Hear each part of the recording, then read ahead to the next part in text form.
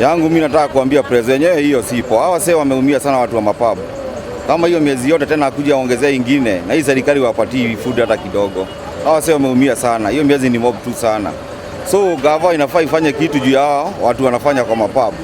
Na mimi kwangu personally pombe si mbaya. Na si pombe inaleta corona.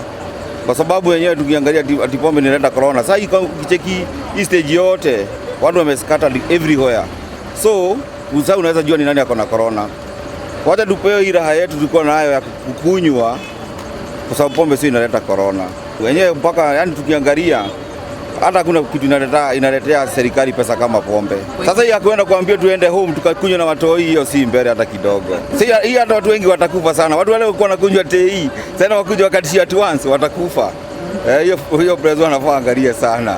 Hiyo sasa hii mambo ya pombe hiyo wenyewe wangesema ikunywe mpaka time. Tuambie ni kama kutoka hii time hadi hii time. Serikali imejaribu sana mambo ya pombe na wasiangalie pande moja ama zile zingine ziwe zimefunguliwa, zingine zimefungwa.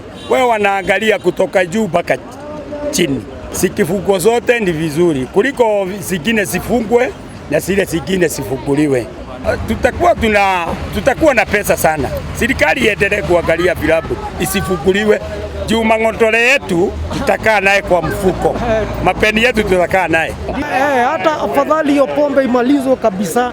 Watu wakae bila kunywa pombe ndio wafanye kazi.